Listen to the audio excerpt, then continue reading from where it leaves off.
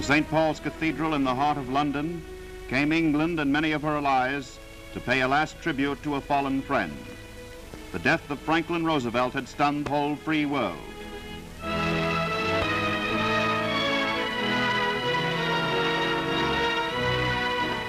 John Wynett, the American ambassador, and Admiral Stark, close friends of the president. King Haakon of Norway. King Peter of Yugoslavia. Queen Wilhelmina of the Netherlands and the Crown Princess Juliana.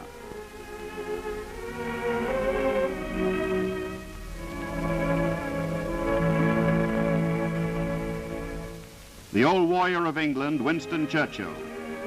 For him, for all those there, it was a terrible and sober hour in a year of victory. And the nameless, unnumbered people of England were there with their leaders.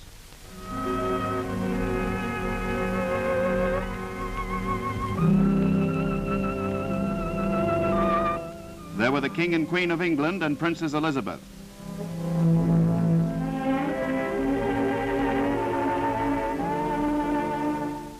Four kings and three queens paid homage to a great man whose life had, in the hour of victory, come suddenly to its close. In Paris, liberated Paris, a requiem mass was held at the Cathedral of Notre Dame.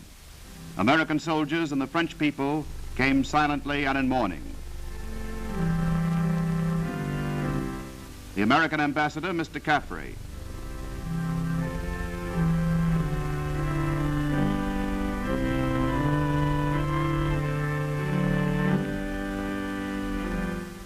General de Gaulle, the leader of Free France.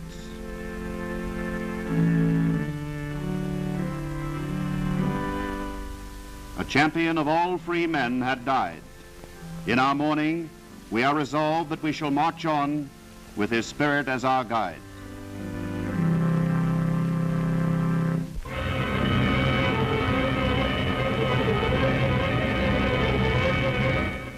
For more than 5 relentless years, these Allied bombers have been pouring destruction upon the vital centers of the Nazi war machine. Now, at long last, the strategic bombing is over. The great centers are dead, dead as this oil refinery at Hamburg.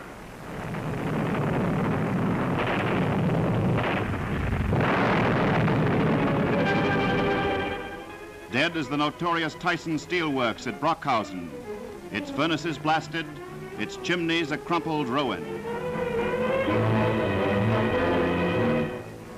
Dead as the Staffrada Hotland Works at Hamborn, once among the greatest synthetic oil plants of the Reich. Here was the vital Ems-Weser Canal, where it joined the Dortmund waterway near Grafenhorst. No Hitler slave gangs could save it. No war cargo float down it again.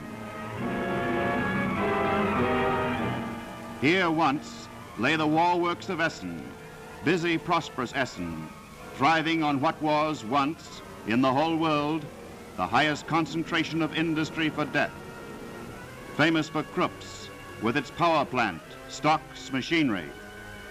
Yes, the work of the Allied bombers has finished here. Strategic bombing has ended all over Germany. Death has come back where it started.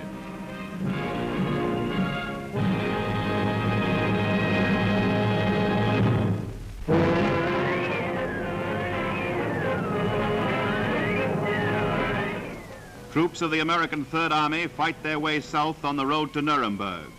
This is Bamberg.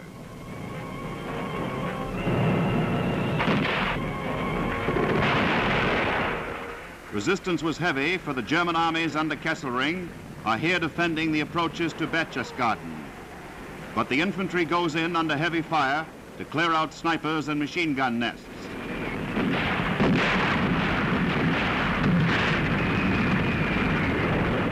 The town is won.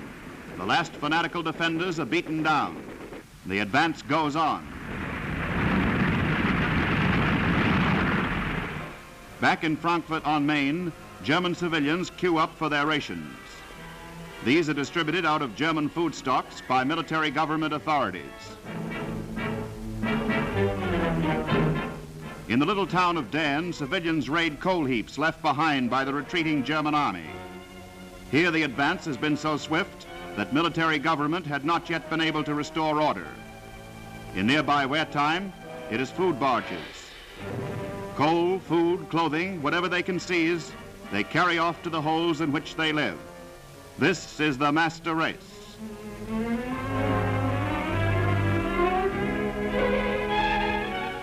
All over occupied Germany, the pattern remains the same.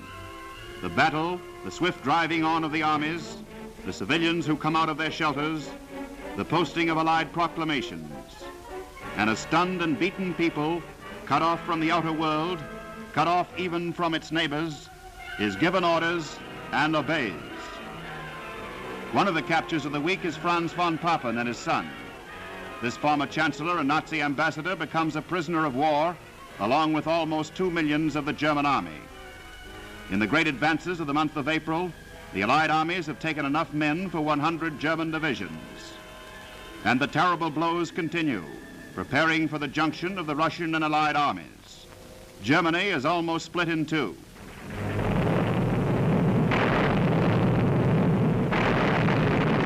And the drive goes on. Hanover is captured, and civilians wave white handkerchiefs and line the streets to watch a victorious army rumble through to the east. They see the awesome power of an avenging world.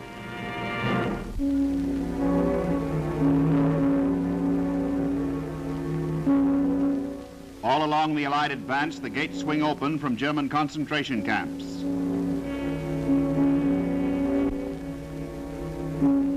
At once, American Army investigators begin questioning freed Allied soldiers on their experiences in these camps of the living dead. The men report starvation in violation of the International Code on Treatment of Captured Soldiers. They furnish proof of slavery imposed on helpless women. Branded for all their years, their hands mangled by machines and munition factories. Men, women, and children were slain, piled together in common graves.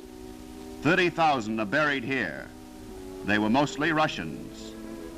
Throughout Germany, there are numerous burial grounds for Poles, Czechoslovaks, Frenchmen, Belgians, Dutchmen, Norwegians.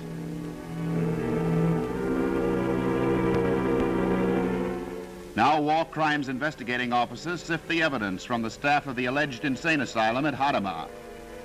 Adolf Merkel, the record keeper, admits that sane people were incarcerated and executed here every day for political and religious beliefs. But scarred Dr. Adolf Wellman, the imposing chief, and short ball Karl Willig, the executioner, blame the murders by overdoses of morphine on other men. They insist they merely carried out the orders of higher officials in the Reich government and the Nazi Party.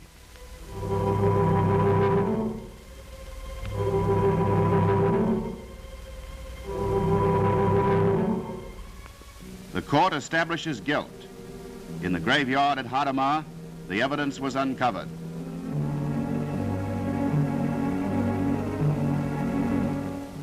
An American Army doctor makes autopsies at the grave. He reports symptoms of starvation, abuse, and poison. There are 20,000 dead at Hadamar, and at Ohrdruf, many more, shot in the open fields and burned. The list of crimes is read to local German authorities, and they are shown the sheds where bodies are stacked up like cordwood.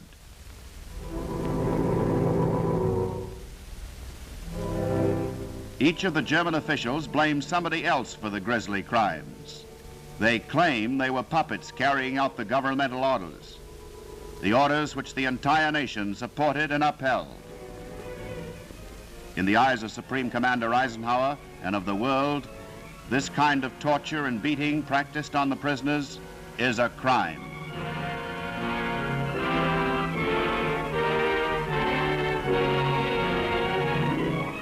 Throughout Germany, the scene of death repeats itself in concentration camps along the path of the Allied advance.